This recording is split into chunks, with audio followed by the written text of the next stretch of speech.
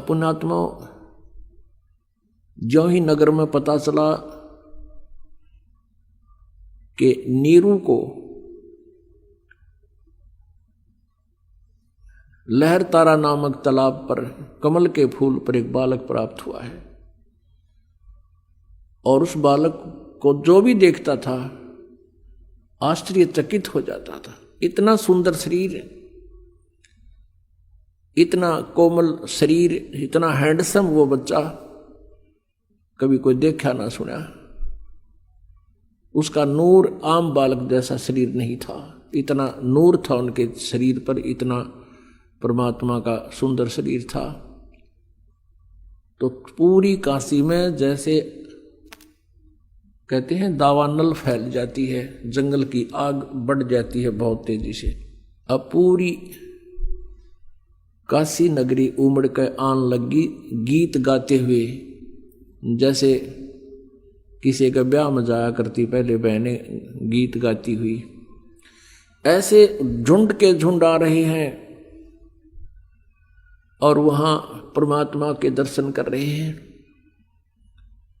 कोई कुछ कह रहा है, कोई कहता ये तो भगवान शिव का स्वरूप है, कोई कहता ये तो विष्णु जी अवतरित हुए हैं, कोई कहता ये तो ब्रह्मा जैसे खूबसूरत हैं, कोई कहे ये देव है, कोई व्यक्ति कह रहा है कि ये तो कोई गण है, ये कोई भूत प्रेत है, बोलता भी है छोटा सा बच्चा।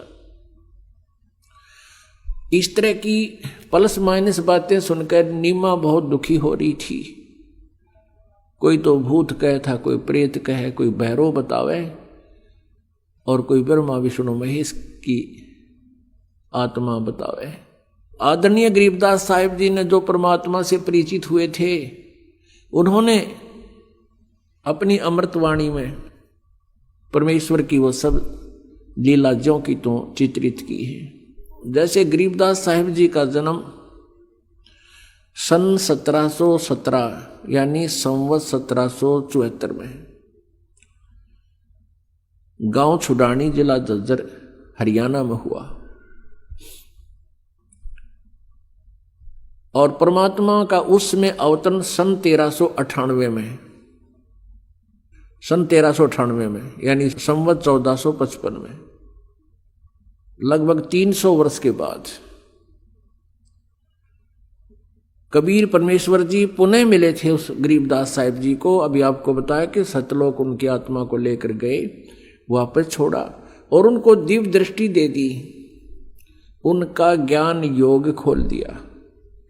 इस दिव्य दृष्टि की भी रेंज होती है।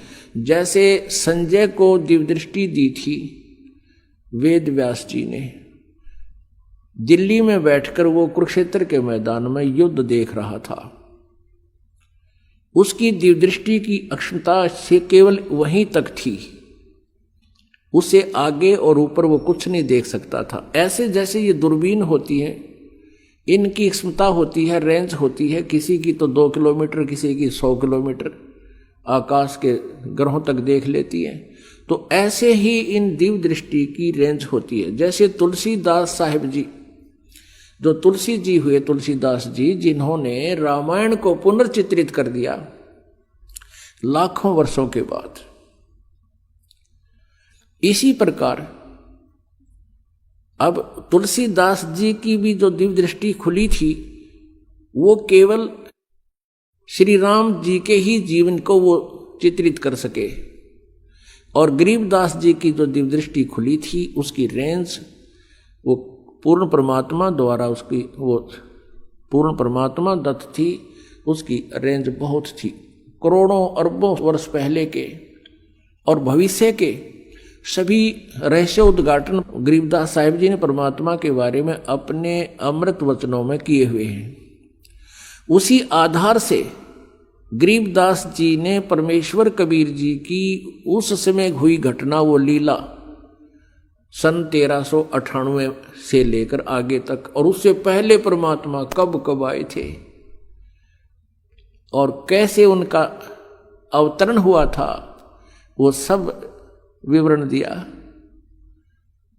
तो गरीबदास साहिब जी ने अपनी अमृतवाणी में बताया कि ना सतगुरु जननी जने उनके माना बाप, पिंड ब्रह्मांड से रहित हैं जहां न तीनों ताप। वो परमात्मा कबीर परमेश्वर जी हैं जो उनका जन्म किसी मां से नहीं हुआ।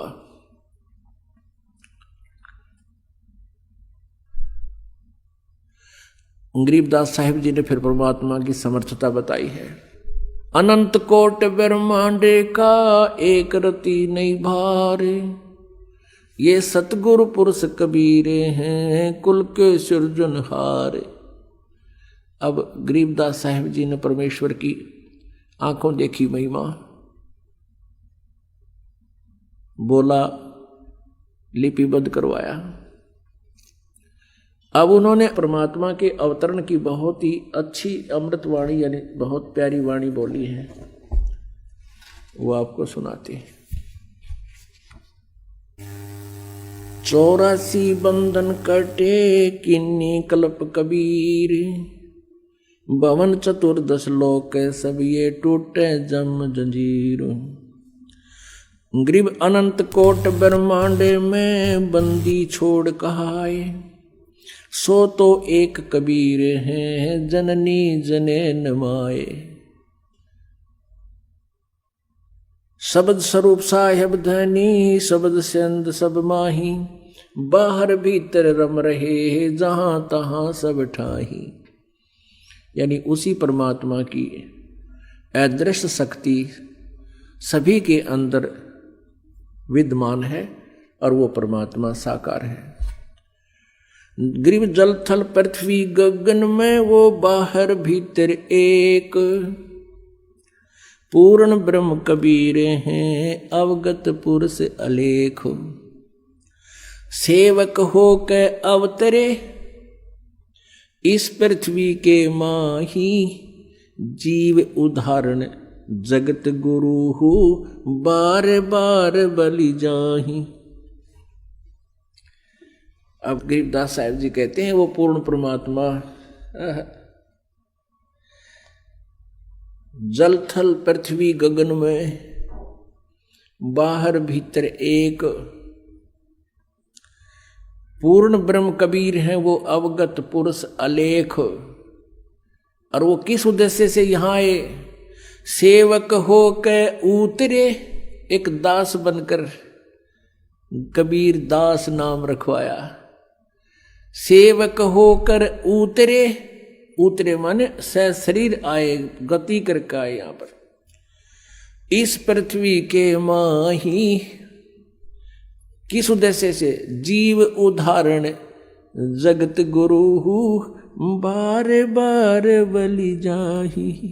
गरीबदास जी कहते हैं हम जीवों का उद्धार करने के लिए वो परमात्मा सशरीर अवतरित हुए और कहते हैं जीव उदाहरण के लिए वो जगत गुरु सारी पृथ्वी को ज्ञान देने के उद्देश्य से सबका गुरु बनकर, और कहते हैं उसको बार बार बलिहारी जाऊं उस परमात्मा पर जिसने ऐसी दया करी हम काल के जाल में फंसे हुए प्राणियों पर। वो तत्वदर्शी संत की भूमिका करने भी स्वयं ही परमेश्वर आए थे, ना जीव तत्वदर्शी नहीं हो सकता।